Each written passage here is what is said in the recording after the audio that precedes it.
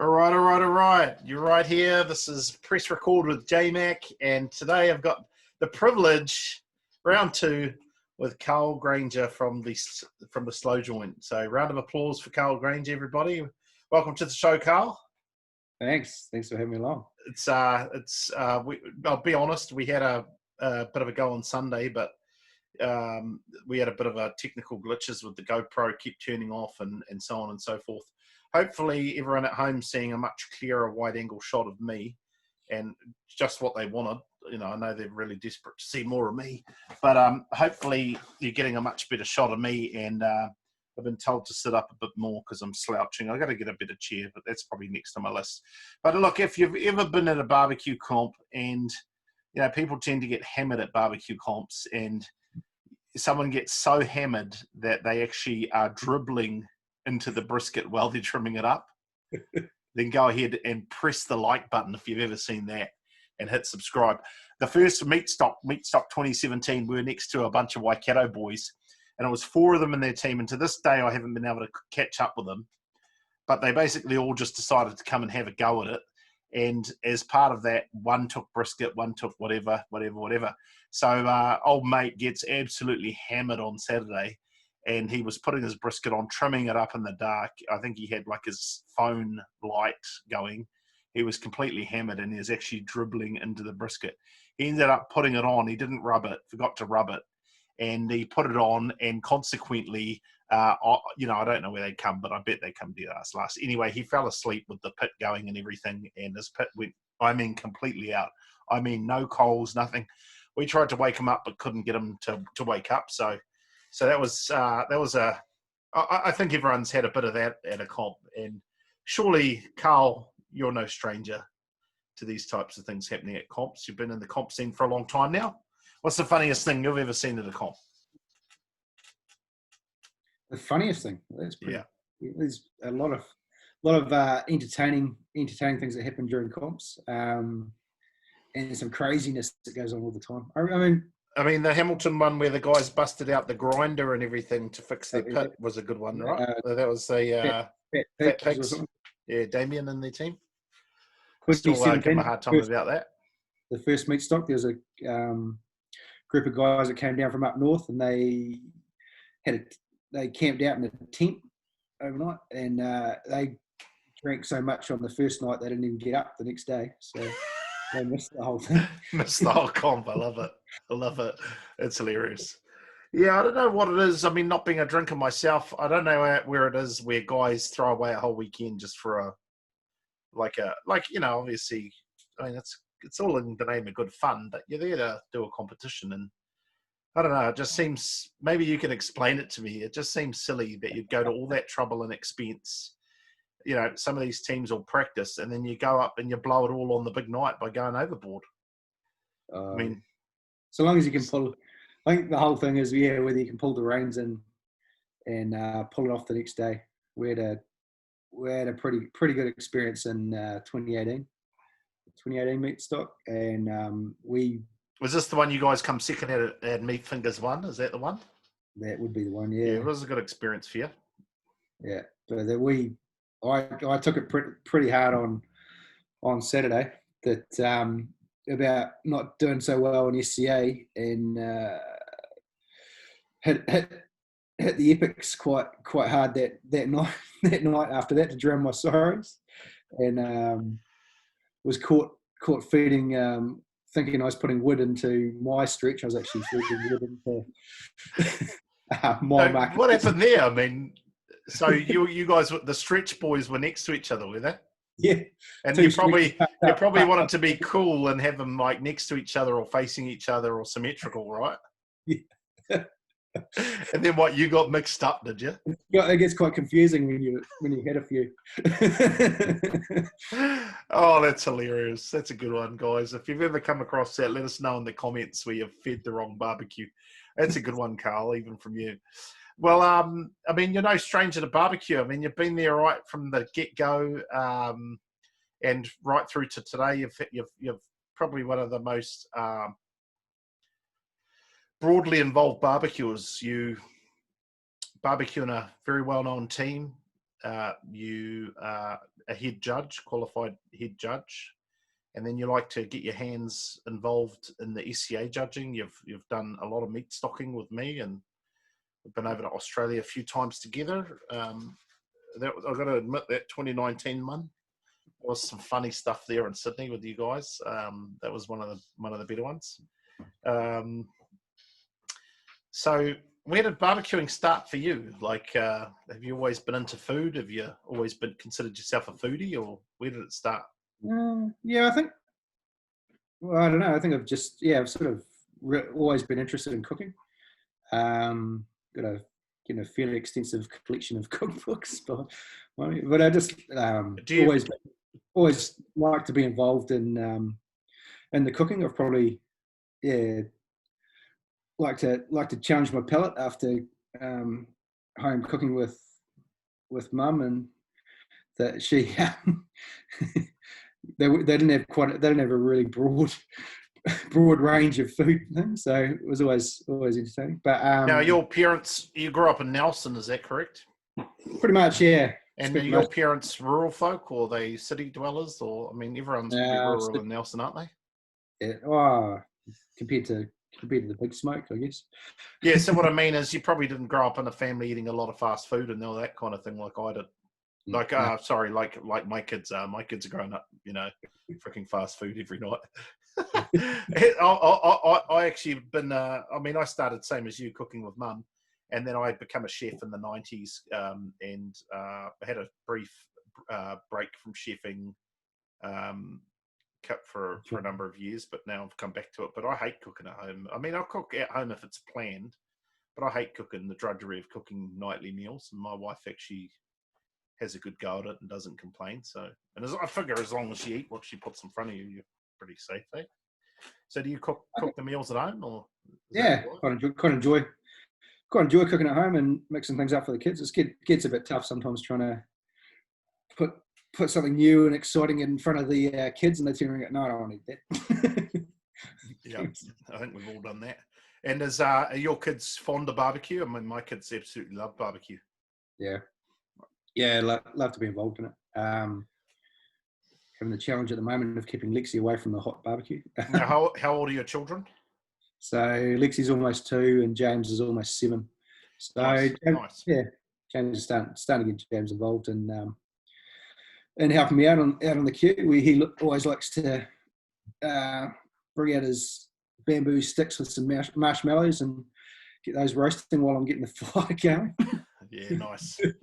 Oh, look, I've got a 2-year-old who's almost 3, and I've got a 7-year-old who's almost 8, and I've got a 10-year-old.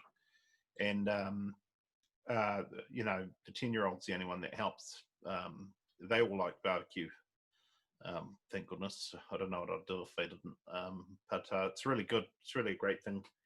To be able to cook with your family is the best thing in the world. And my kids have become very critical of barbecue, and we actually had our annual belly or bus competition a couple of weekends ago, 2 weekends ago, which is just a little mini comp that we do here in Hamilton with the boys. And my kids help judge, and they're very critical, bro. They'll tell you if it's tight or it's too whatever.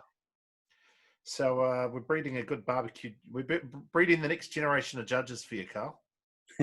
And did your dad? I mean, did you grow up with your dad barbecuing? Yeah, the old man built. Not really feeling that angle right there, bro. Really? Yeah, go ahead. The old man built one of those old school orange brick barbecue areas. So the big table out to the side. He's a fitter and turner by trade. Built, welded up a big firebox, a big grill plate on the top of it, and fitter and turner. Yeah. Who would have thought? Yeah. And he put, so that was their first barbecue there was a wood-fired grill. So he'd send my brother and I out there to get the fire going, and we always had great delight in trying to build the biggest roaring fire we could come up with, and to the point that you couldn't cook on the grill for the next 3 hours because it's too hot. Nice. I mean, I would have wrung your neck if it was me. You can really damage a barbecue overheating it. Give it That's 5 all right. He sounds like he's more patient than me, so that's a good thing. And so now we're just talking a lot of grilling, right? But it sounds like it's like a braai style where they build a big fire and let it burn down and then cook over it. Yeah, Is that accurate or? yeah, pretty much. On to those. Yeah, I right. think, on the back of that as well, I had another experience. I think I've said before. I was at school dating a girl Right. who. I mean, is the wife going to hear this, bro? Should we really? I don't know if we should go down this route. This is my first experience with I fillet actually. It was All right.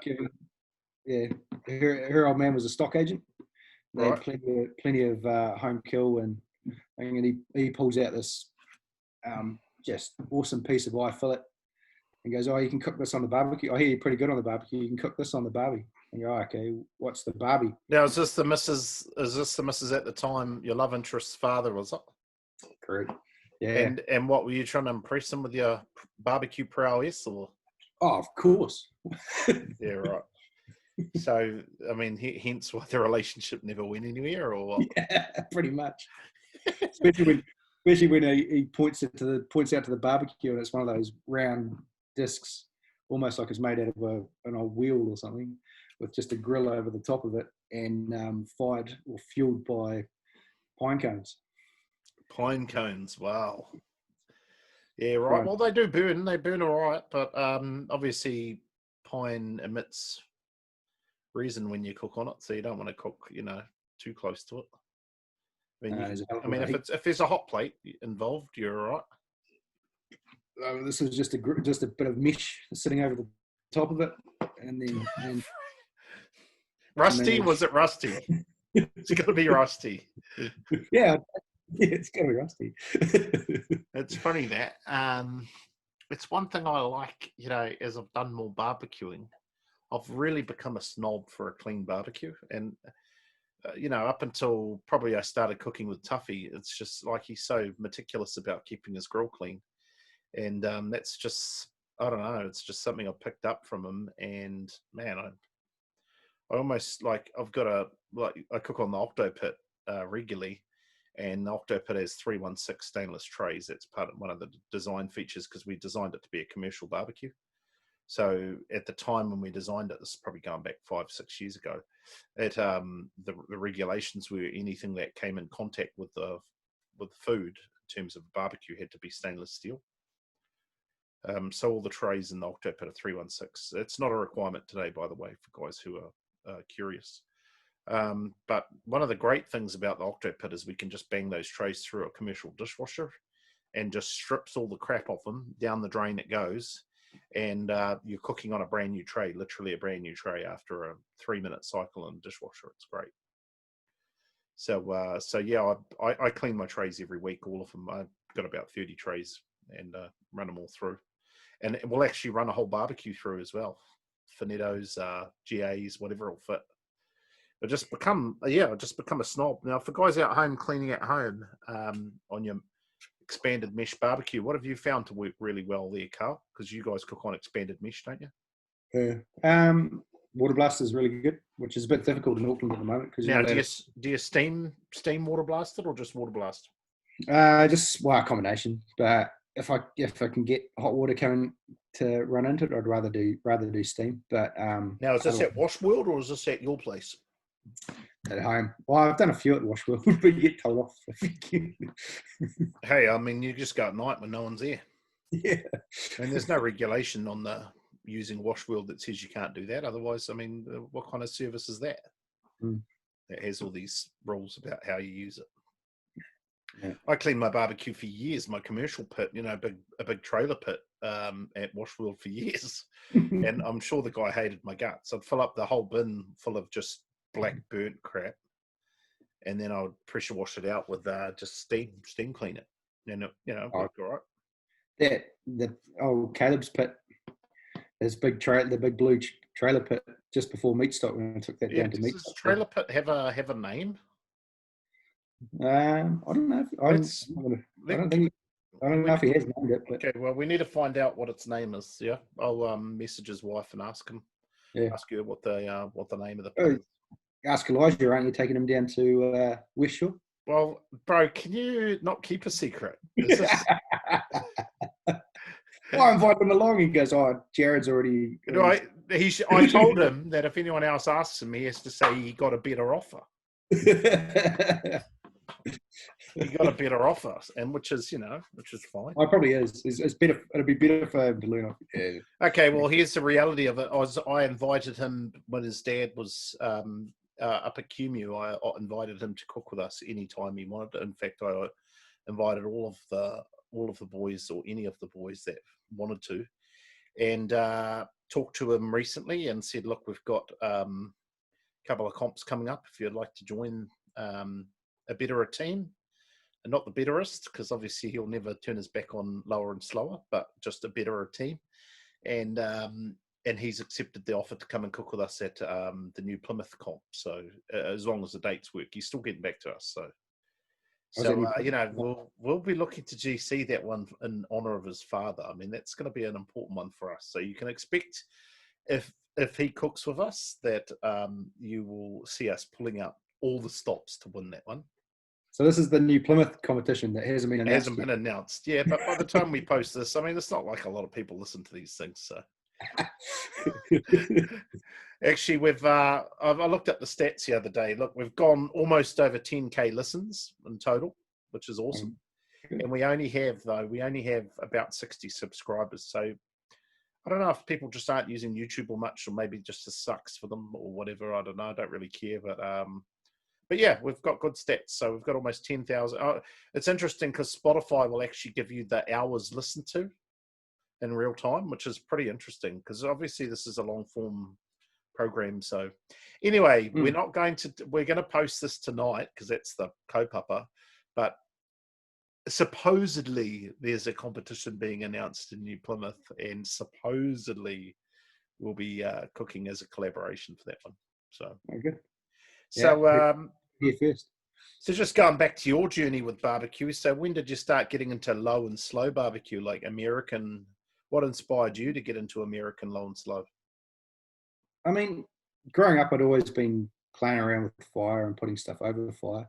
I went through the phase of moving on to gas barbecues and using gas barbecues. Used to have a big stainless steel 6 or 8 or 12 or 15 burner barbecue with the grill over with the wok burner and the washer's plate and big, ceramic rotisserie plate along the back. And I used to go along and get big 7 kilo rolled pork shoulders and crackle them up and cook those and serve those up for.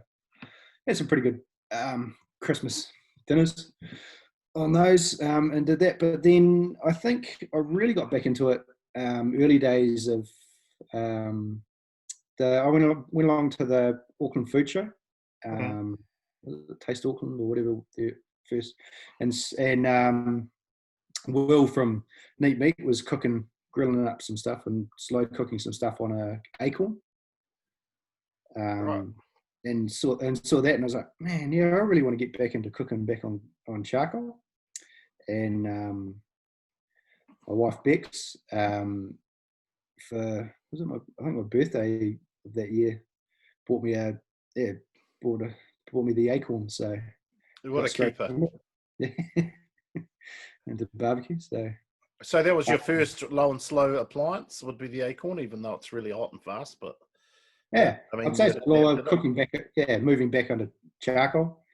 And then that started back on the solid fuel journey. Now, is your wife Bex? Does she enjoy barbecue? She enjoy eating barbecue? She does.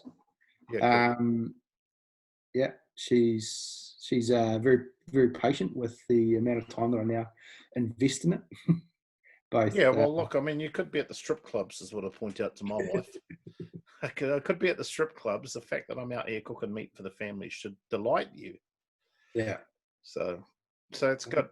Number of times you drop and go, oh, actually, I've booked flights. I'm going to. I'm just off to Nelson, or I'm just off to Yeah.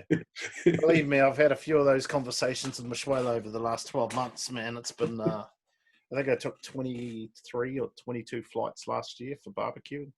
Yeah. So she's a patient woman. She's No, they're great. They're great. she's a huge supporter of my low and slow evolution. So it's great. And what came after the acorn? Now the acorn was is that it's a Kamado, I know, but is it ceramic or is it steel, insulated steel? No, double steel. Yeah, I'm pretty sure I've got a rip off of an acorn or like I think they were sold under several brands. I Yeah, think there's a few of them different, like Char Griller my or one's called a something. Commander or Commander or something. Commando. Mine was a Commando, like the original. Yeah, the early one. I can't remember where Yeah, we my got that. one's made by Char Broiler or Char. Yeah, I got it from Royden actually. Shout out to Royden. He's always been such a GC for barbecue, and Hmm. he's helped a lot of teams out with various bits and bobs. And I know he's moved on from Aber, but you know he deserves the recognition for the contribution that he made to barbecue while he was involved heavily with it. So I got it off him, I think 2017 when we first I got think hooked up with heat beads. I was trying to work it backwards as to when I first kicked this off, because I did a suckling pig on it for my son's first birthday. On the little acorn. Yeah, so that must have been like 2004. What'd you do? Like cut it up, and how'd you keep it? What'd you do? I had to break his back so I could kill him. It's like 18 inches, isn't it? Isn't it like, oh no, 21 inches, I think the Yeah, not sure actually. acorn But is. yeah, curl him round, and Did you tie a knot in him? pretty much put his legs together. How did he turn out? Filled up the cavity with pork sausage meat and breadcrumb and mix or whatever. Look, for those at home listening, breadcrumbs have no all place sorts of in different. cooking in 2020. Nah, It was something our parents did to try and make food go further. We're completely spoiled these days.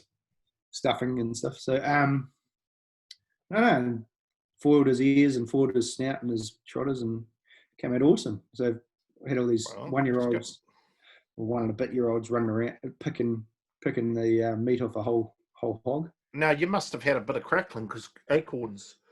Yeah, definitely awesome, especially suckling pig. You get awesome, like, because there's not a lot of fat underneath the skin as well, so it's like that candy crackling. Oh, it's like a toffee apple, just break through it like glass. I love that. Yeah.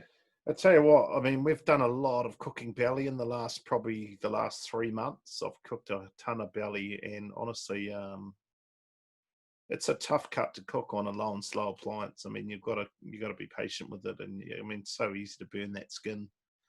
But I cooked one just on Saturday, just gone, and I've got to say I'm really happy with how it turned out. In fact, you've actually inspired me, Carl, to give it another shot this weekend. So I've got no plans for Saturday, which is unusual for me. But I'm going to, might smash out a belly on the old gateway drum, sitting at home, collecting rust. Sizzle. Yeah, I did try crackling on the gateway once before, but it didn't. It kind of went glassy, like you said. It didn't really puff up. I like a nice puffy crackling. But you know, I mean, gateway's certainly capable of hitting those higher temperatures. So it's just you get so much fat dripping down into the gateway, you end up just catching the whole thing on fire. So yeah. There's no deflector in a gateway. They just use a bit of tinfoil, but maybe I'll give it a shot, or maybe I'll just bang it on an offset. I don't know. Excuse me.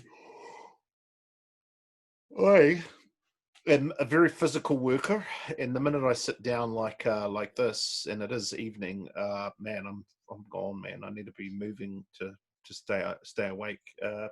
So when would this have been with the acorn? When did you get shacked up with the acorn?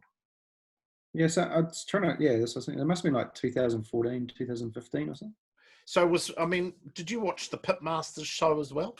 Yeah, I think everyone. Did that inspire you to get involved with charcoal cooking again? You know, low and slow cooking. Yeah, to a degree. Like, just seeing some of the stuff they were doing and how they were how they were cooking it. I don't know if that was I don't know if that was the lever that really put me into it. It's just once I got the charcoal and got that going, and just some of the food and the taste that was coming off it. So yeah, this is it. is the go. And And then on the back of that got a Weber. It's that just like a one touch or whatever they call it. Yeah, the old premium or whatever it was. Premium, yeah. Now, just going back to Pitmasters before you move on to the Weber, who is your favourite to watch on the Pitmasters? Like, which character appealed to you the most? Like, Mo was always interesting to watch. He was really good to watch. As far as the judging panel goes, Tuffy up there. And yeah, just some of the stuff they were talking about up there, just insightful. A couple of there was a couple of guys that I haven't really heard of anymore that aren't really in there now. I can't recall. But, it was actually a while ago they filmed it, eh? Yeah, it's quite a while ago. Some of the Johnny Trigg, some of the stuff he was doing. Yeah. Harry Sue and I don't know if it's Sereni with Harry Sue on it actually. Well, he was in season 1, so. In fact, did he win season 1? I think he did. I think he won season 1, and yeah. From what I heard, they I don't think like Myron that were that impressed because they were getting upstaged. Well, remember he was cooking on drums, wasn't he, with smart fires or fireboards or something. Yeah, and he was like the whiz kid, like the new school, cooking hot and fast on these drums. And remember, there was that one episode where they had like a hurricane came through and all his fireboards and everything got ruined. It was pretty interesting because if you can't, that stuff can become a crutch for sure. Yeah. Well, look at us, Small Better Barbecue. If our fireboard craps itself during a comp, we're high and dry. We can't actually cook on our barbecue without the fireboard. Like, because we're running our offset. So whole thing driving your gravity feed now, is it? Yeah, so I have a bit of a kit that I bring to comps that has 2 fireboards. I don't have 2 fans, and I really need to get a second fan, and extra cables and all that other stuff. Because if we ever fail, if our fireboard ever failed itself, then we would be stuffed. So, I got to admit, it's a reliable bit of kit, and I've become pretty good at using it. There was a few comps like Napier last year. I just got the fan and I couldn't work out how to actually make it read the sensor, and actually consequently found out it was got to be plugged into port 1. The pit sensor has to be in port 1. Right. And I had the meat in port 1 and the pit in 2. And so what's driving it then? So you've got to have a power source to run it, right? No, it's got its own onboard battery. Oh, so it has. Which is one of the great things about it. So it's all self-powered. And then it can actually run the fan off the battery on board as well. But I think it lasts 3 or 4 hours. So what I worked out is that it's all 12 volt or USB, and the fan input is 12 volt. So I just got a Milwaukee drill battery, which you can buy a hot shoe for it. And that gives you a USB and a 12 volt output. The 12 volt output on the Milwaukee hot shoe is to run their heated jackets. Yeah. And is supposed to be a substitute for like your car cigarette lighter plug or whatever. So it has a little, I think they call it 3.5 millimeter DC plug, has that on it, which is what the fireboard uses. So I bought a little connector cable with just a male on each end. And then I plug the fireboard out of the USB output on the hot shoe and then the DC output into the fan. It'll run it for freaking a week. I mean, a 4 amp hour battery, it just runs it, and it can, when the fireboard's running the fan, for those guys who are getting into this kind of technology, it won't support the fan above 60% because it's draining too much. So once you plug a DC power supply in, whether it's a cigarette lighter or any other power supply, it will actually then bring the fan to life and actually allow it to go 100%. So I've learned a lot about it. Probably, it's definitely still learning more. And I'm excited because they got a brand new fireboard coming out shortly, which is now Meathead, which you must have Meathead's book. Yeah. Meathead, who really has, I reckon, the best website around. Yeah, Amazing Ribs. Yeah, in terms of just information. Information. the information, the reviews, the science behind barbecue. Yeah, so he has probably the best, if not one of the best websites. His video content's is not Malcolm Reed's or anything like that, but that's all right. And he rates the Fireboard as the best controller on the market, and he's supposed to be completely unbiased. I've tried BBQ and I've tried Stoker. I've used Stokers for many years. I haven't tried all of them, but I've tried a damn fair share of them. You haven't got the new BBQ there, right? Yeah. No, I don't. And that's one thing I think the Fireboard have either copied or been inspired, or whatever you want to call it, off BBQ, is they've brought out the now full screen model. So I've spoken to Derek about that, and he's got me one on order. So as soon as they come in, $2,000 or something. I don't know how much. I mean, I just buy them for work picks. Jacinda picks up the bill actually. Come the end of the year, it just gets filed as a tax return.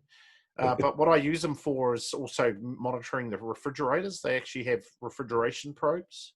So in a commercial kitchen, you're supposed to record the refrigeration data daily. So like you have your person go in and check what temperature the refrigerator is. And so at one of my sites, I have their refrigeration probes plugged into the fridges, and then the Fireboard just records the data, so I don't have to worry about it. And you can actually set alerts on the Fireboard if you go onto their website, like your username on their website, and you can actually set up alerts so that if it drops above or below a certain temperature, it'll actually notify you, which is very, very handy in the commercial space because you've got to monitor. That sort of stuff as well is pretty handy at home, like running like the probes. Beer brewing or whatever. Feed to your, brewing beer. Yeah. But even just like your home barbecue cook, you can chuck it in your pit, and it can send messages to your phone and keep you in touch with what your temps are, so you can disappear off the road to the bottle store and restock your fridge, or head out with the kids and the family. Yeah, well, particularly if you've got like for sure it's a good fail safe like that. I mean, I've never really like at home I've got a wooden deck, so I never really cook on unattended because I'm just always, I've seen all those photos online of people burning down their houses and whatnot, and I never got around to buying a sheet of Hardy's just to sit the barbecue on.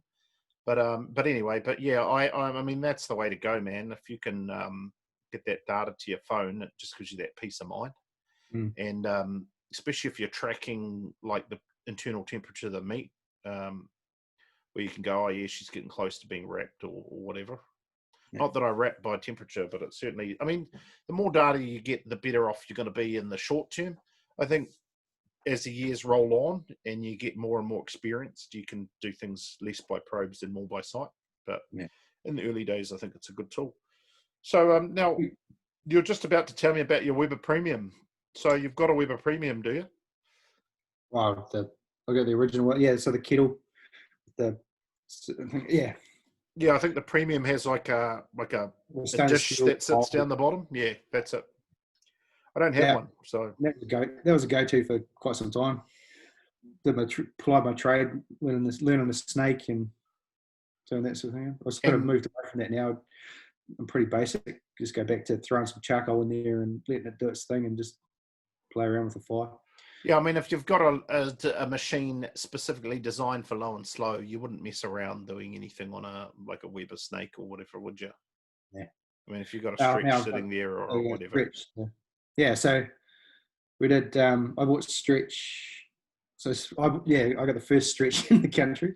Now, is that true? I mean, because Melville would say the same thing, wouldn't he? I owned the first stretch in the country, so I ordered the first stretch. Yeah. There was by era there were two in the container. By era. So two. Well, Matt Saunders he'd ordered a stretch from me, and I think he'd ordered a tubby, but they didn't send the tubby. They sent another stretch, and a couple of the gravity feed grills as well. So the gravity feed stretch looking things. Yeah. Well, who's got those then? There were a couple of food trucks that ordered some of those in. Got those in. So. Okay, I've never heard that. I've seen them in Australia, but I've never seen them here. No, there's a couple floating around. Yeah. Oh, that's cool.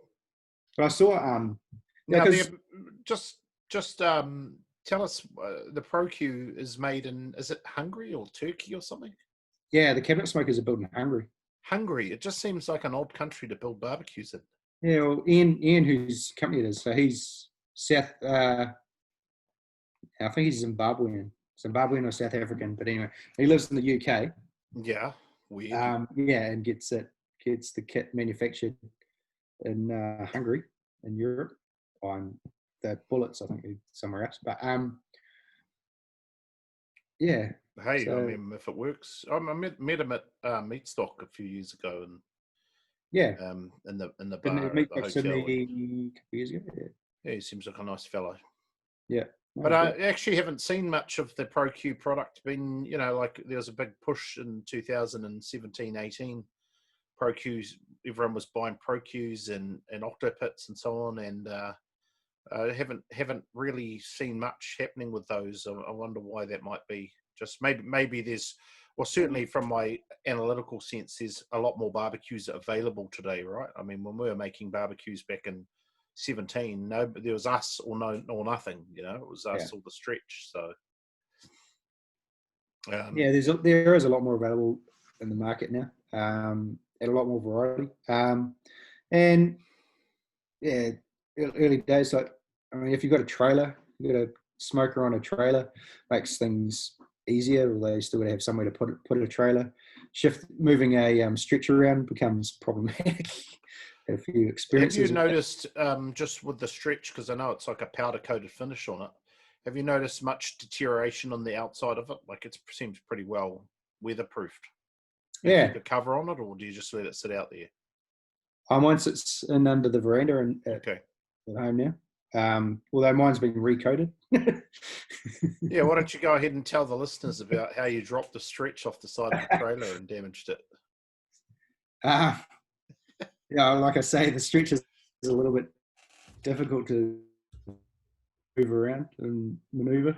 Well, I've it's only been difficult if you're trying to do it by shifting. yourself. It's not Correct. difficult otherwise. So I've been taking it to comps, to and from comps on.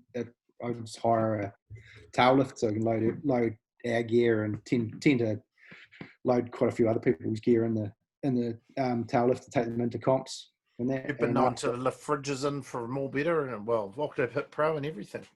Been quite. there Are was a you hammer. still sponsored by Higher Pool, or what happened there? Um, Can we get them I back know. on board? No, not yet. Yeah. No, wouldn't mind a sponsorship like that. I think they're more interested in people who tow boats and go fishing. But Got a few of those in your team, which we can get into shortly. yeah. So, what you're lifting? From what I understood, you was lifting the stretch by yourself, and it fell off the back of the tail lift. Is that? Yeah, so I got home after Kumu, and it was a bit moist. It was raining. I was hanging around for some of the other guys to see if they can give me a hand. And I was like, oh, nah, I should be right. I can do this by myself. And yeah, Turns out you were wrong. lied down the tail lift and tilted it the wrong way, and things went awry pretty quickly. You obviously didn't strap it down with the tail lift. You were sort of standing on the ramp, operating the Just control. standing there holding it, just as you would. Right. Now, how much do they weigh? They've got to be 200 or 300 kilos, right? They're 280 kilos. Yeah, they're heavy but boys, Yeah. and they're a tower for those at home. Say if you're looking it up, they're like a vertical smoker, cabinet smoker, and Yeah, I mean they've center of gravity is interesting. well, they've got a high center of gravity, but they've also got a very narrow base on them, so they become quite tippy. Now, I think is it Rum and Cure, maybe one of the Aussie teams that had widened the wheels on these and made it a bit more stable. Put it on bigger wheels. Rum and Cure have had a few goes at it, changing the configuration of the wheels. Suck Knuckle Smokers, Craig, who Suck Knuckle Smokers was pretty much inspired, them and Shank Brothers pretty much inspired my decision to buy a stretch. They were competing and winning competitions in Australia, and yeah, was that as far as as a cooking, but also it's a small footprint, but a lot of cooking space. Yeah, So yeah. I mean, what you could probably fit 6 briskets in it, or 5 you briskets or get something. seven briskets in there. Yeah, or like little grass fed things, or Nah. Nice big fat ones. It's nice and tall. oh. A lot of shelves in there. How many shelves does it come with then? Yeah, there's 7 shelves in there. Yeah, right. Now the gastronome shelves. I mean, my briskets are bigger than gastronomes. It's a gastronome. Um, It's a gastronome pan size from memory. the deep ones, yeah. And Yeah, I mean, brisket's usually bigger than a gastronome. Some of the guys that I deal with, anyway. the Anyway, deep, yeah. I'm regularly dealing with 7+ kilogram briskets, which Yeah. is pretty standard for me, which is a big brisket. But if you're going to cook it, it might as well be big. That's another thing with the stretch as well, because you can drop gastro pans directly into those frames. So Yeah, which is a really intelligent design feature of the barbecue. So I really like that. So now is Matt Saunders from Barbecue Supplies New Zealand, isn't it? Or is yep, it New Zealand Barbecue Supplies? I can never remember which one it is. barbecue supplies New Zealand. Okay, so give him a like and a follow, guys, and check him out online. He's got a great range of, and I do believe he's still the Pro Q man, and Yes, he can hook you up if you're looking for that kind of barbecue. And obviously comes yeah, highly recommended from Carl because he still owns it. yeah. The cabinet smoke is awesome, but he also, I mean, the Pro Q bullets as well are a great and versatile unit. Oh yeah, they're good. Yeah, we've talked at length about those, and still do believe they're the most versatile barbecue around. Yeah, so our team, we've each got a bullet, so we all know what. Yeah, we can all cook at home, and we know what we're cooking on, and we bring the bullets along to competitions. So. Right. Well, on that bombshell, why don't you? I'm sorry, I'm getting a bit cold here. I'm at work, and we've got man, it's just no insulation in this place. It's an industrial unit, so it literally is no insulation. But tell us about your team. So you guys cook in the team, which is the slow joint, and it's you, Anatole, Izzy, and David. Yeah. Yeah. And you guys have been mainstays of the comp scene since way back, since 2017. I think since the beginning. So the first, some will say there was a barbecue competition in Tauranga, but I didn't know about that. But 2017 was. Can you hear that motorbike? Sorry? Can you hear that motorbike coming across my mic? No. One of my neighbours must have his Harley out and revving it up pretty loud. Anyway, sorry, go ahead. The back blocks of Hamilton, Waikato. Yeah, for sure. I think like Meatstock 17 was definitely the launch of competitive barbecue in New Zealand. As it got advertised in 2016, I was humming and hawing with it. Man, there's a barbecue competition. I really should have a go at getting involved in a barbecue competition. And then a mate of mine, Anatole, who knew through brewing, and he cooked some bloody good pork ribs. Rings me up and goes, you mean he cooked them at the time, or he cooks good ones today? Is he a rib man today? Or yeah, he cooks some good ribs. He's the rib man, is he? He can be. Okay. And yeah, he rang me up and said, "Oh, I've entered Meatstock and you're on my team." Go, oh, sweet decision made. I think everyone, did something similar. I rang up. I sitting down one Sunday reading the rules and thought, oh yeah, that sounds all right. I'd give it a nudge. What the hell? And then rang up Sefton and Jim and said, hey, you guys want to do this Meatstock cook thing? And they're like, yeah. And I go, all right, I've registered us. So that was that. The first time we ever cooked together was at Meatstock, so it was great. Yeah, and then we brought he brought Dave into the team, and we also had Tracy Moyes was the fourth member of Slow Joint in the Origin. So we borrowed a caravan, and I dragged in my acorn. Anatole had an acorn as well. We had GMG and Weber's. That's right. You guys are GMG guys. Well, yeah. and yeah, and then gave it a crack for meat stock. So I think the best we did at meat stock, we got 8th in ribs, maybe 12th or something. It's In pretty lamb. good, old Anatole can cook a rib for sure, if that's where it came. I think we ended up mid-pack. We thought we would have done better, but like everyone, don't know where we're at. I was just more impressed that we, like, some of our heroes, well, across from us were the Shankies. Yeah, that's right. They came over for that first one. Yeah, Mike and the team. So now, how did you know those guys? Did you know them before Meatstock? Nah, just watched them. Just saw them on Facebook and through the Australian BBQ Alliance. Because I didn't even know there was. So, well, my story is that I only got into Facebook to join the barbecue scene, and I didn't even know that there was competitive barbecue in Australia. And I didn't even know what Port Macquarie was until well after they'd had it. So that's cool. That's cool that you're right. So you must have been quite an early member of the New Zealand BBQ Alliance. Yeah, I think in terms of the Facebook. Pretty quick. I would have been in the.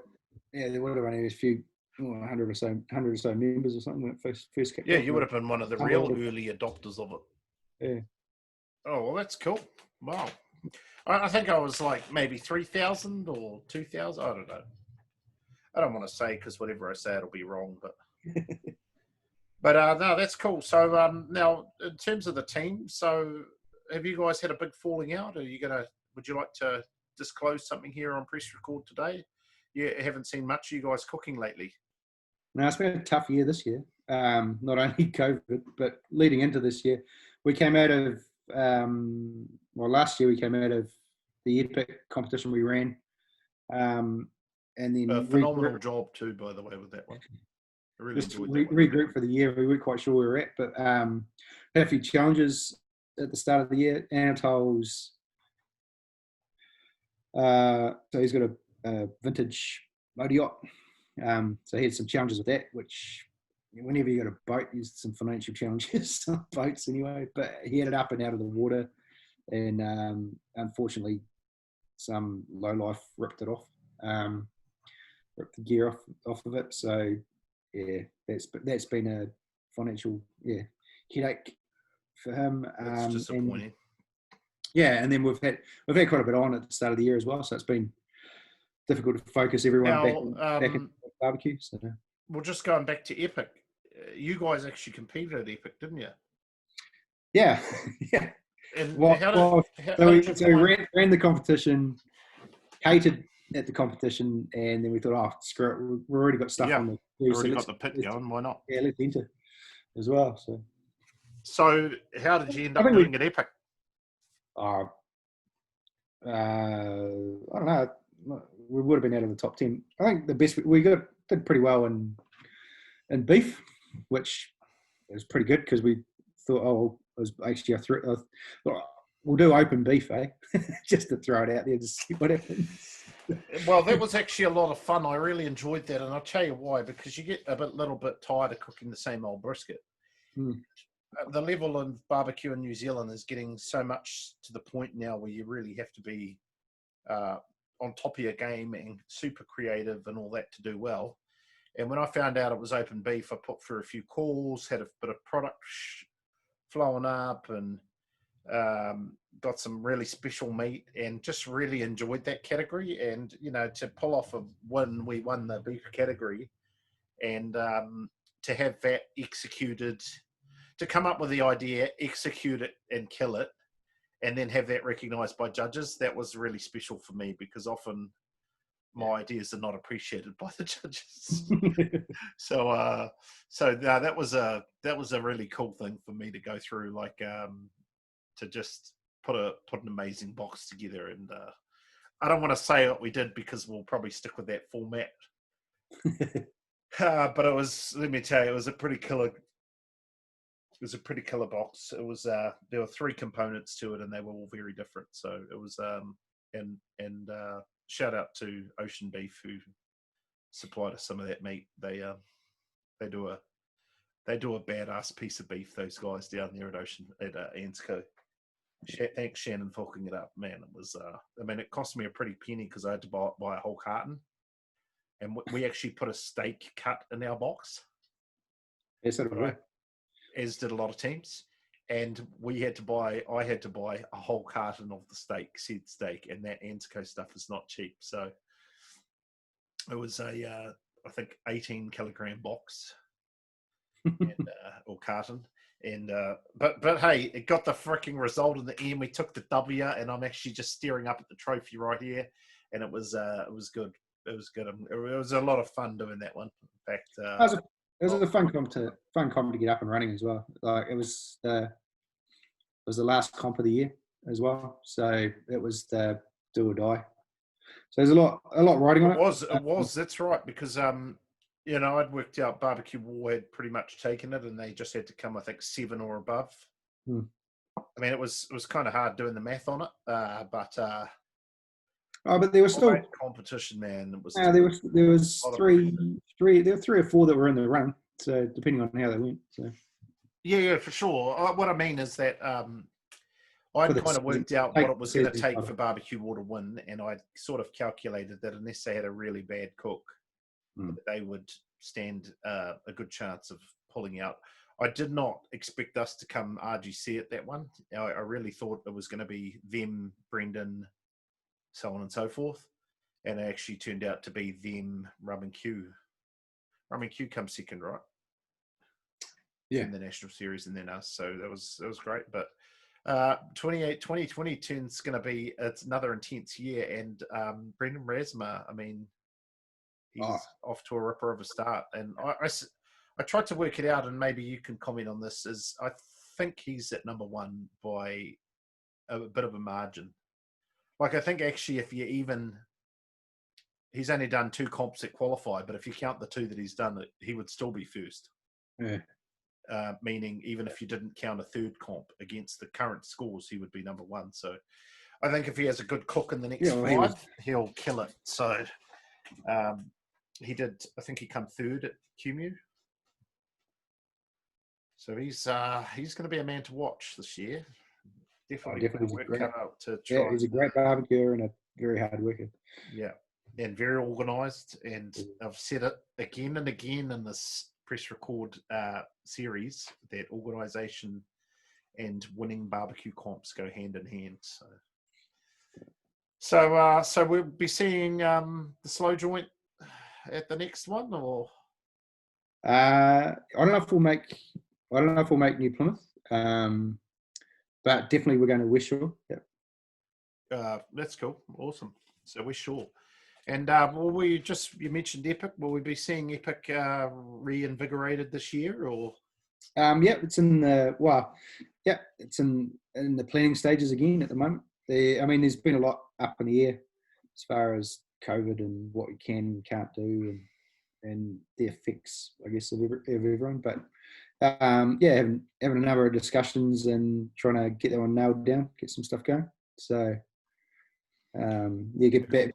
Now that things are easing up a bit, then we start getting back into having some conversations. I'm also looking at a couple of other smaller comps as well to try and fit in to get people up and cooking again. They'll be SCA as opposed to ABA.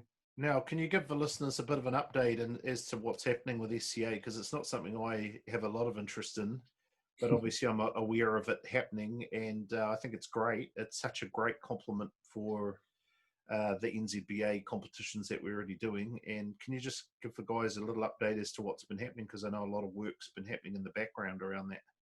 Yeah. Well, SCA sort of kicked off in New Zealand. The only SCA comps we've had have been at Meatstock, on the back of Meatstock. But there's been an interest definitely by here to look at bringing more, get more SCA comps up and running here in New Zealand. And on the back of that, disappeared, Carl, into the grandstand. There you go. And that might hit just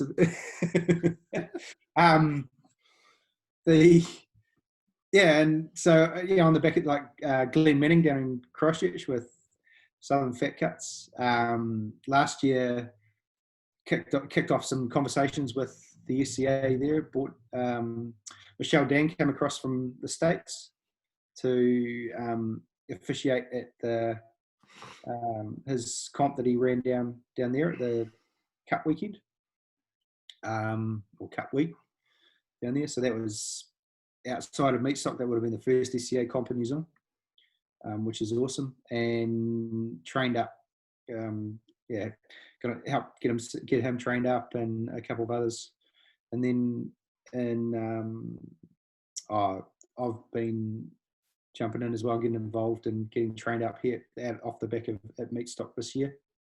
And we went across to Meat Stock Melbourne to finalise some of the training there, get that up and running, get it New Zealand accredited. So we got our own crew here in New Zealand now, so all trained up. So I see that the New Zealand SCA is a thing now, right? It's an official organisation, is that correct?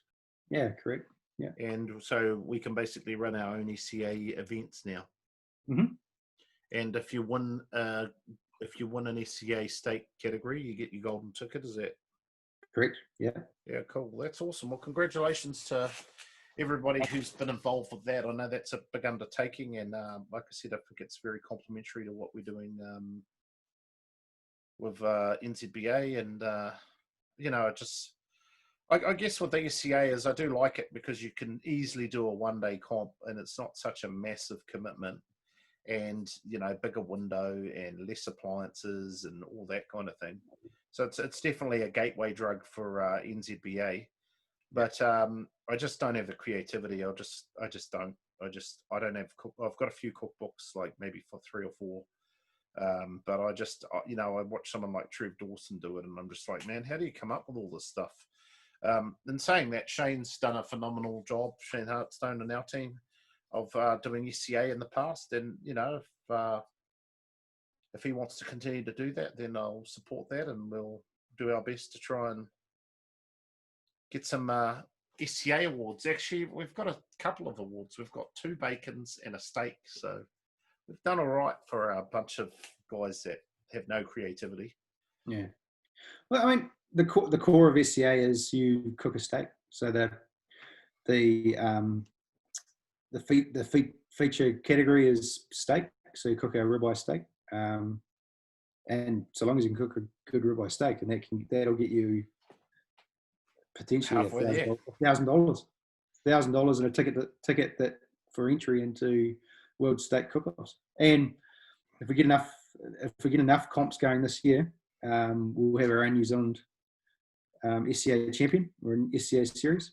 You could get a ring as well. So now the SCA is slightly different to NZBA in terms of how the points are tallied, isn't it? Like you get a participation point or something lame like that.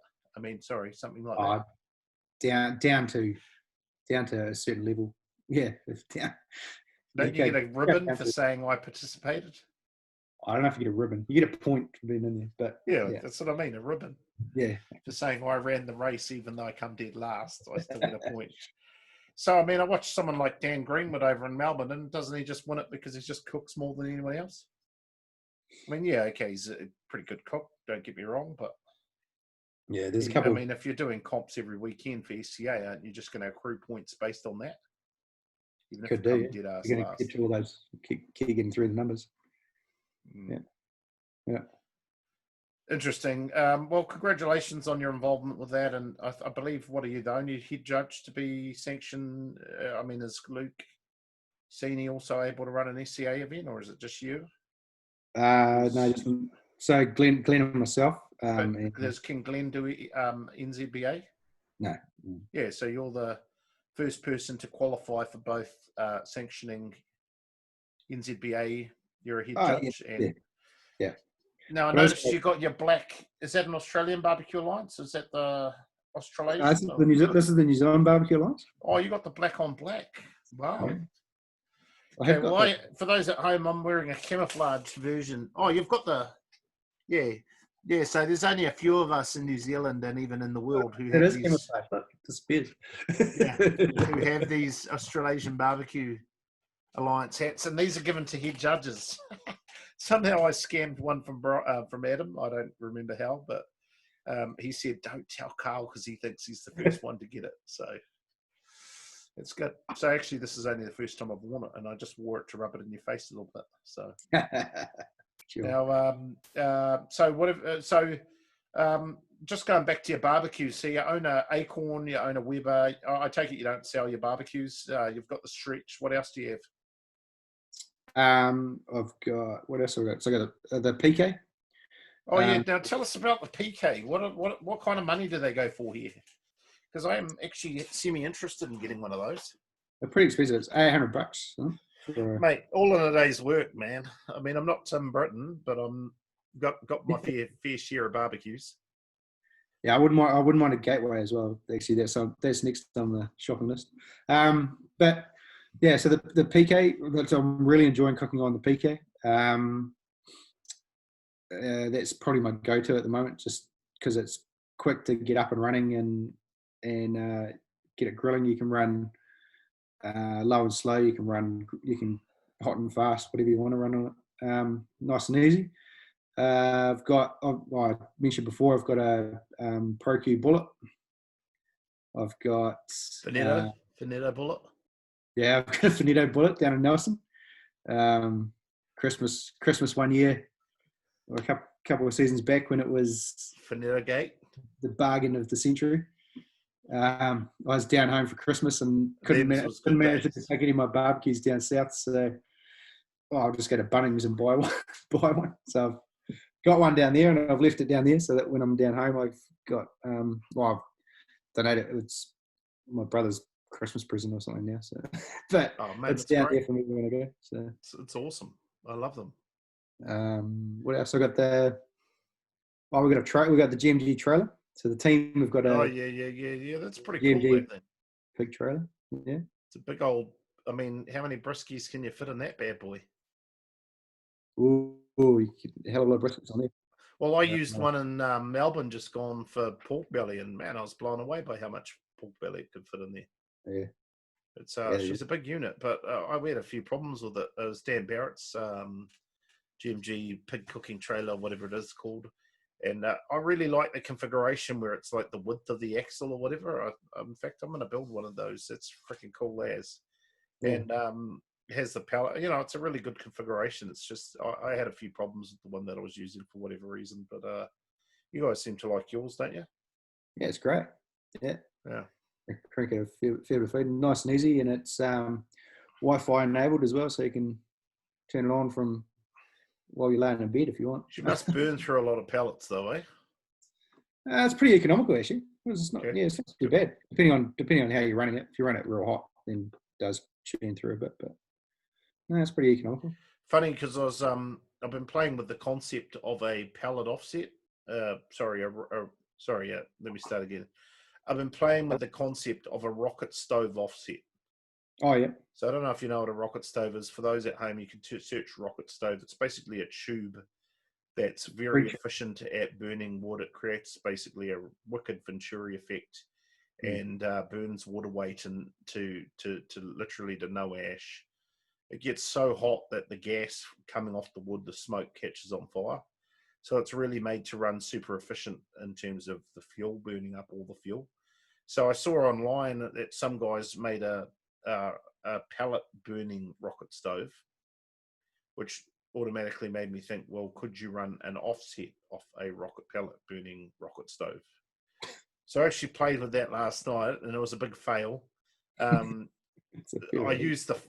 funny because I used the fireboard to control airflow, and the fireboard fan's way too. Like I had it running at 40%, and the thing's shooting flames up and almost as high as the roof of our house.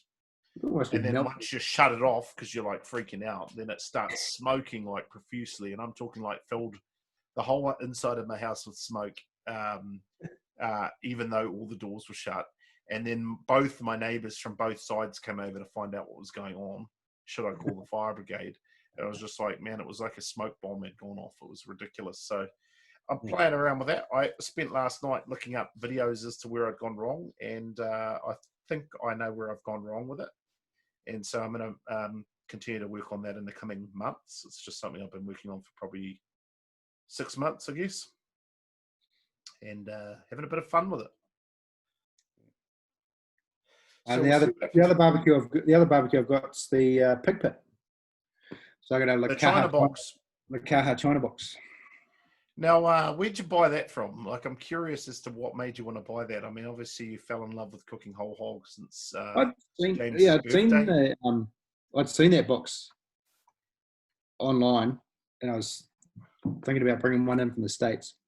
Now, correct me if I'm wrong, but is it just a plywood box with a shelf in it, right? Yeah, pretty much. Pretty much. Yeah, because it's basically like IKEA. You could flat pick it and bring it in. But I saw on Trade Me or there's one for sale. A guy bought. Oh, there's a fishing club up north. They had one for sale, and they only wanted $250 or something for it. Wow, So that's interesting. I'm in for that.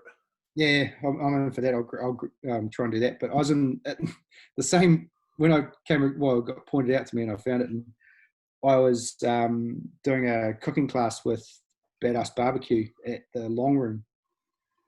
So I was trying to keep an eye on this trade me auction that was going, and doing a cooking class at the same time, and cocked the whole thing up. Not the cooking class, but the auction, definitely. Yeah, what do you mean you cocked it up? You end up paying a heap for it? No, I missed it. Closed. I didn't get it. Come on, mate.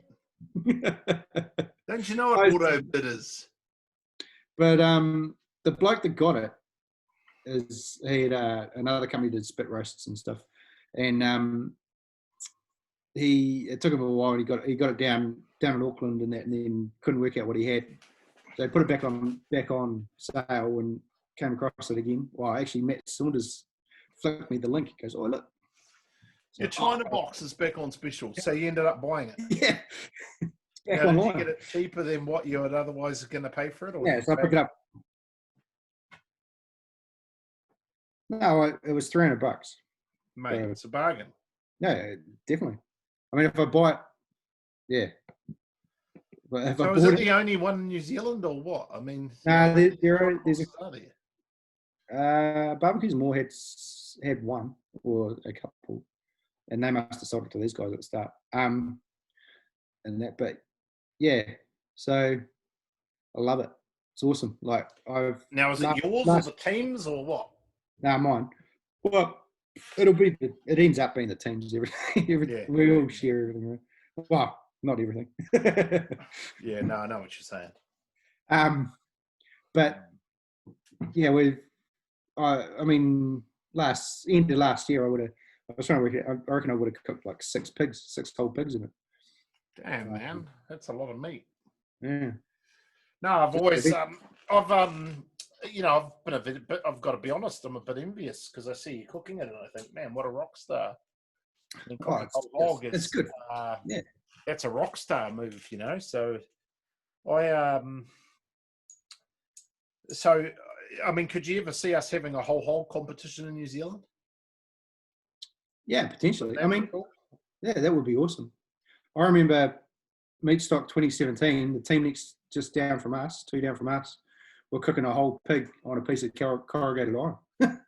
Yeah. Well, we've had that brought up, and it's one regret I have at Meatstock. I get so busy and so that I never get the chance to actually go and have a look around at what's happening at the Auckland one. I've been to plenty of the Australian ones and done so, but I don't know. It's just, I'd love for us to somehow be able to get back some of that creativity around cooking. And I think having a whole hog competition, I mean, how much are these little pigs you're buying? If you cooked 6 in the last whatever, how much is a pig costing you? We pay about $10. About $10 a kilo. I think, around. What are they, about 40 kilos? So they're about between 35 and 40 kilos a pig. So you're paying what, $400 for a pig? Yeah, if you got a 40 kilo pig, you're paying $400. But yeah, And now, is it coming pretty much ready to cook, or? pretty much. Like I guess I get a hand. Well, early on, I was getting a hand with um, wholesale meats direct, getting an Herb and only Hanger would help me break them all down and prep it out, because we lay it flat, like the meat, the box, you splay it out and lay it on a rack. Like belly down, or So you put it in there, belly up for the first 4 hours, cook it, because you put the heat beads on the top, run heat beads on the top, cook it for 4 hours, belly up. so hold on, is there any fire below the pig? No. Okay, so it's got a metal cage, like a mesh or some kind of pan that it lies on. Yep. And then you have a tray that goes in, and then you pour all the charcoal over the top. Yep. Yep. And then there's a lid that goes on top of that, isn't there? No, it's open. The top's open, and they're actually coming up with, like, they have, it's on the site, stuff that they want to do new, but they're not selling it yet. They've built a like a Santa Maria grill that can fit over the top. Yeah, that's cool. You actually cook over the top of those grills as well. Well, they've got a rotisserie, obviously, if you want to cook stuff over the top. And there's a grill as well, so you can chuck stuff on top of and cook on top. But really, it's just the heat just pushes down into the box and cooks it, because you're doing a 40 kilo pig in 4 hours. Is the bottom of the box open, or is it catching all the grease, or how does that? There's a tray that fits in the bottom. Yeah. And then you put the pigs on racks, and that sits on top of that tray. So that tray in the bottom catches all the, potentially catches. So you foil it all up and just, yeah. I don't even have to foil it, actually. It cooks really well. Yeah, you don't. Oh, so you cook it ribs up for the 4 hours, and then open it up and flip the pig over, and then stack up the coals for the half an hour, and it just crackles it up like that's your puffy. That's your puffy crackle. Yeah. Yeah, right. So that's pretty cool. Around the edges of the edges of the belly, you get a little bit of the that golden toffee comes in there, but across most of it, it's that puffy stuff. Yeah. All right. When's the next one? I'm coming up. You got me sold. Yeah, my kid. I did again. So I had the roasting box for my daughter's first birthday, so we did a whole pig for that as well. And their birthdays are coming up in a few weeks, so we'll be cranking out the roasting box again for that. So, all right. Well, sounds like I need to make one of these and have a go at it. I've always wanted to cook whole hog. It's good fun. I love cooking whole hog. What I want to get now is what I need are a couple of cleavers that I can use for chopping up. The old. Would love a couple of those CW Works cleavers, but well, I'll tell you what, I've got one of them from QMU just up above me. And, in fact, I believe it's up there. Yeah, and look, this time next year we can have a talk. Maybe we'll see how we go next QMU. Now, have you ever seen the Shed cook at Memphis and May? They cook whole hog. Yeah, and they've got the special pit that cooks the pig standing up. Yeah, but it's like mounted standing up. They've got a trolley in there as well. They walk it out. Well, somehow it's on this apparatus, so they cook two in there at once, I believe. Maybe it's just one. Anyway, it's standing up in position. They wire it all up to like this apparatus, and the apparatus also can move and pull the pig. It can manipulate the pig out of there. In position. It's like cantilevered out, and they dress it all up with the parsley, pillau, and all that, so it actually looks like it's walking. It's fully cooked, and then they feed one side, because at Memphis and May you got a little presentation, so they feed one side of the pig to the judge, and then on the other side they can still have the side of it looking pristine and like the judge is getting a brand new pig. It's amazing work. I mean, Brad and his sister. I forget his sister's name. Yes. Yeah, I should know that actually. Yeah. I follow them on Instagram as far Yeah, as. me too. But yeah, they're a great combination of people, and I'd love to get down to the shed at some point and try their food. The comps and stuff, the stuff they do, comps that they run out of there and stuff as well. Like that an SCA club here that had 500 plus competitors or something. Yeah, I'd love to go and get fed at the shed. It's their little. That's like Memphis. Just in awe of like yourself getting along to Memphis in May and stuff. I was listening to Kerry Bingle, Pig Leg Porker. Yeah, he's talking about Memphis in May. Yeah. So this is the first time I ever went, and I didn't know what to expect. It was the first American comp I'd ever been to, and I'm like, holy cow! And it's just like you're blown away by it. It's down at Tommy Lee Park, and it's along the river, and they build 3-4 story apartment blocks, whatever you want to call it. Competition. Yeah, because that's what I was listening to. Peg League has a massive party, and I'm just a young player, and I go out, and they've got this block of ice that's probably half a meter wide, half a meter long, by 300 mil wide, and it's got like a little channel carved out of it, and then at the bottom there's a place where you sit your chin, and they're pouring shots of God knows what down this little slide, and then it comes into your mouth, and we're all back there, and old mate's got his karaoke going and his peg leg. He's a really good singer, and he's just rocking it out, and we're having a great time. Anyway, I got the back, and Dave Grohl's back there, chilling, having a beer. And of course, I didn't know who Dave Grohl is because I don't listen to his music, but I was keeping an eye out for Selena Gomez. But I managed to see Dave Grohl, and I'm like, who's this dude everyone's taking photos with? And I'm like, oh, well, I'll get I didn't even get a photo with him, actually. I took a few photos of people taking photos. And I'm sure you've posted it. I've seen you post a photo. No, because that was the following year. Because the first year I didn't know who he was. So okay. So we were hanging out with him, and Jesse, one of my teammates, is all, everybody's making a fuss. I'm just like, I don't even know who that is. I was like, there's so many barbecuers I don't know and musicians. And anyway, so afterwards he's like, bro, wasn't that awesome hanging out with Dave Grohl? And I was like, oh, was that the guy you were hanging with? And he's like, yeah. He's the Foo Fighters and all that. And I was like, oh, okay, so that's why everyone's making a fuss. Anyway, after that same year, the next day, we come and made finals. And he came and hang with us. And that's when I got that photo with him that I like to tease people with.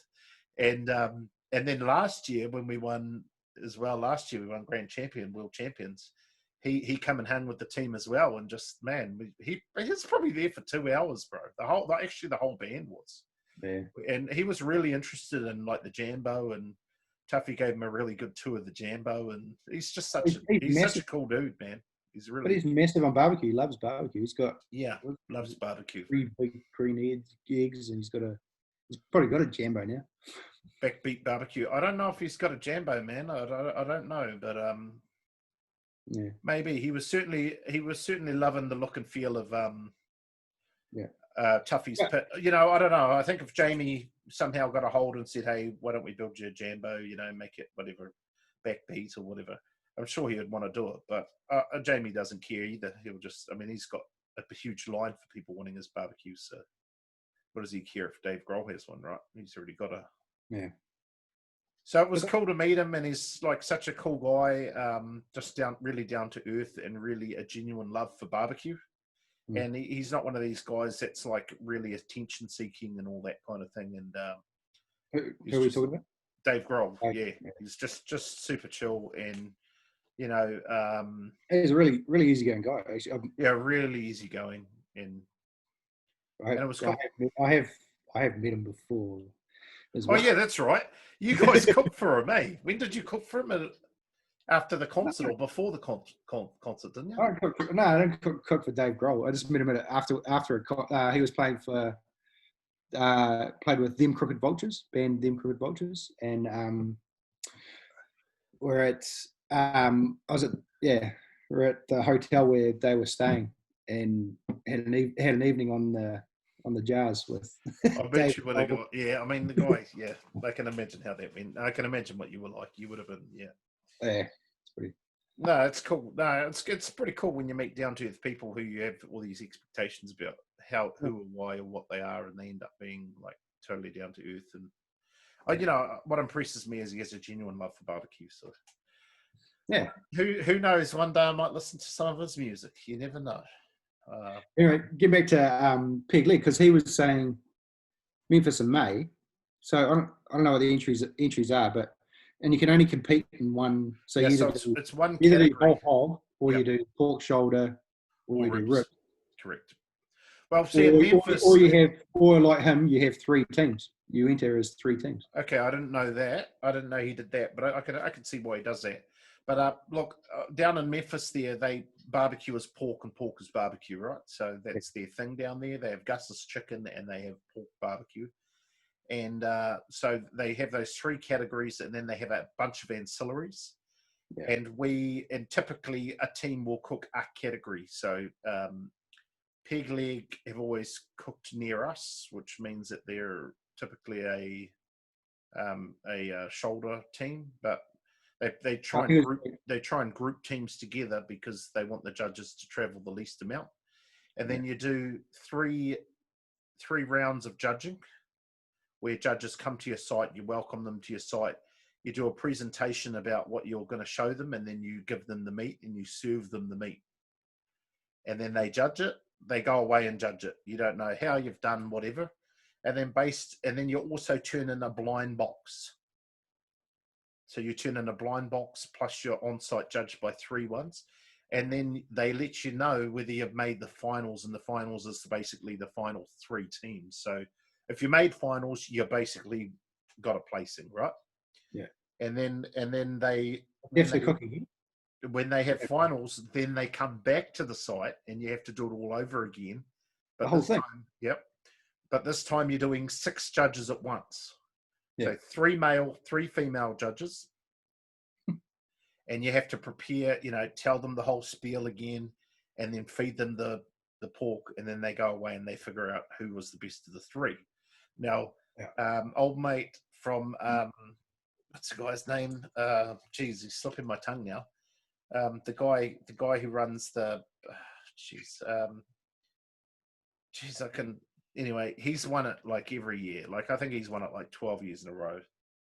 Chris Liddy has won it like Chris Liddy, because that's Peg Leg. Peg Leg goes, I don't do shoulder anymore because Chris Liddy beats me every year. Yeah, he won it like 12 years, and I think 7 in a row or something like that. And he beat us last year, but this year, last year he beat us, and this year we managed to pull the whole thing together. And it's weird because they also do the highest score wins GC. So yeah. So last year it was the Shed that won the Grand Championship with whole hog. Yeah. And then last year it was us with shoulder. So it's kind of a weird competition. That's what a lot of people don't understand about it. But honestly, it's cool, man. I'd really love to do something like that in New Zealand, where we do like a presentation component, because I think it would go down well, man. I mean, some people will be into it, some won't.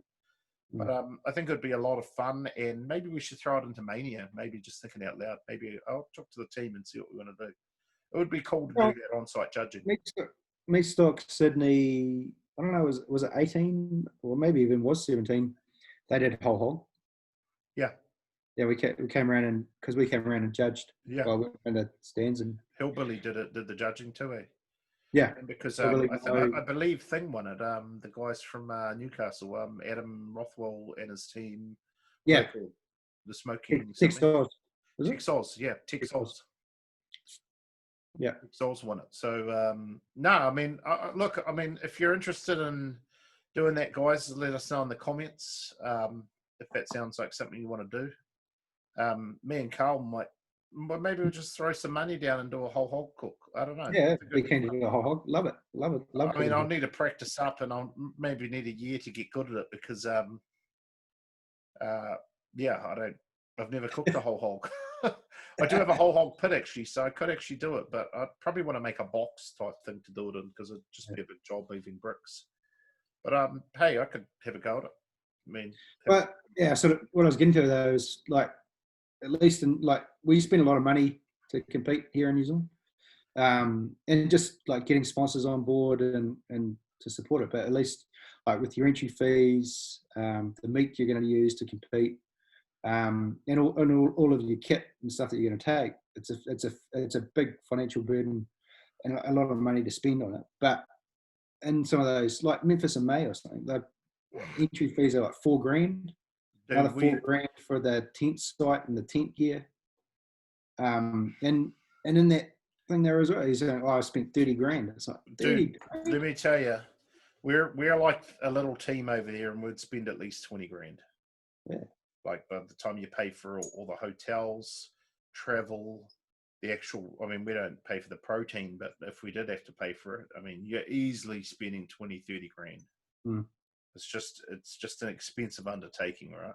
It's US dollars, right? So, correct. Yeah. yeah. And you don't win. I mean, I've done the economics on it a few times because I've been curious about it. But you win like 20 grand, so you might get your money back. But I mean, any professional barbecuer competitor will tell you it's not about the money. No, when we compete, it's not really about it's not the money. It's not the money you win. It's just the fun of being there and the prestige of. Yeah, I think it beats playing golf, right? Oh hell yeah! I can't hit a ball to save myself. So, I mean, I'd love to. I mean, we were going to try and take a group over to Texas this year, but that got all arsehole because of COVID. But I'd love to take a group to Memphis in May, but then I'm obviously not going to give up competing at it to take a group. So we had the Jack Daniels group that came through the first year I was over there, and that was a lot of fun. It obviously got canned this year. So I guess we're still the champs. So yeah, it's actually been. I'll actually show you something which is pretty cool, which I think you would appreciate because you're a big fan of this type of cooler. But I've actually, for those who wonder what this cooler's all about, I've got a few Yeti cups here too, Carl. I'll just probably throw. I can't believe you haven't got a Yeti chair. Well, I have tried to get one, but I don't know if you ever wondered what that's all about. But that's what that is. It's actually a trophy. So Yeti sent that out to everyone in the team last year because Tuffy's sponsored by Yeti and does a lot of work for Yeti. And so the guys at Yeti sent that out to me in New Zealand and the guys in Texas and the guys up in Virginia and that. And I thought it was pretty cool. So haven't decided if I'm going to use it. But that's what that's all about. So it's just something cool, and it was definitely a lot of fun doing that Memphis in May. Wow, it's all right.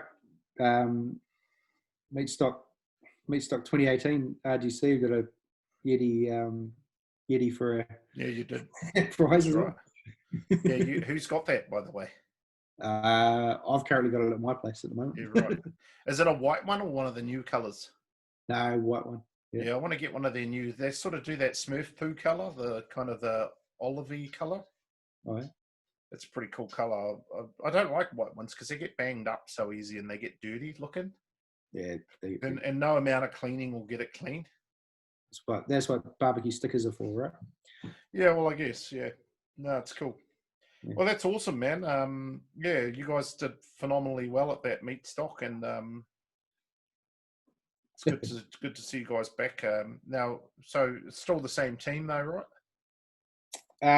Well, for the guys we said before, like 17, we've gone through a couple of iterations. So the team now is Tolls obviously runs the team. Myself, Dave, and Izzy. So where we brought Izzy on actually just prior to Rootstock 18, I think. So he's been with us quite a while. He's we've elevated him from dishwasher. It's taken him quite a while. Oh man, I mean, some of the stuff he makes at home, man. I'll tell you what. I mean, he's just such a competent. There's not many true chefs, who are very good at barbecue because they try to overcomplicate the flavors.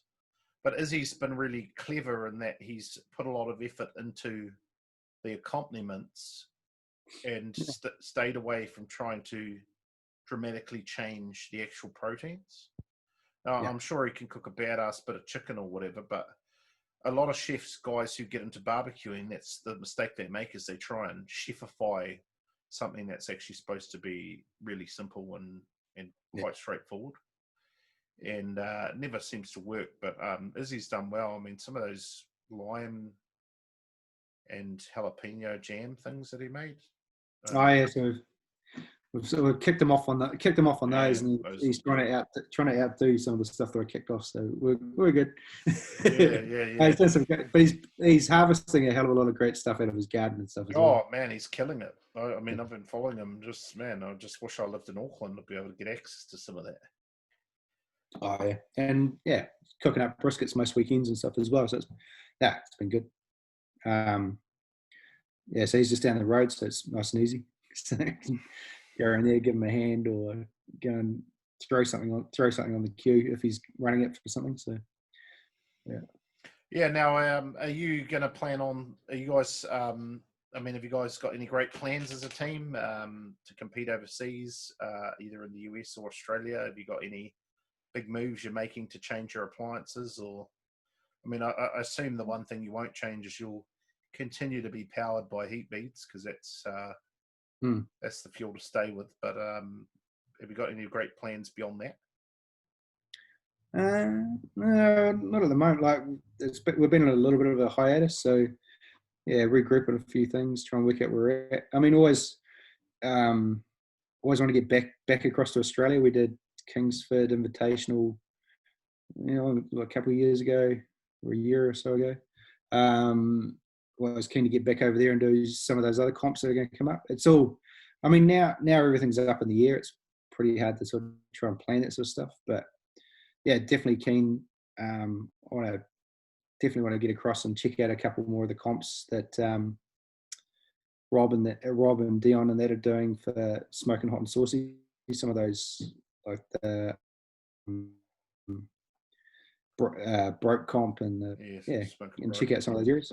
Well, I went to Blackbear as one, because Blackbear obviously hosted at Moore Park the Invitational, and then they moved it up to Windsor. Yeah, Windsor. And I've got to be honest, man, I was not sure what to expect with it being up in Windsor. I thought it might be a little bit too hillbilly, but it was actually a really good event. Mo cooked it. I think he won first in brisket. He was raving about his brisket. And one thing I love is when someone backs up their raving. I hate going, that was a badass brisket, and then it comes like 23rd. But he backed it up, man, and got a walk-in brisket. And congratulations, Mo. And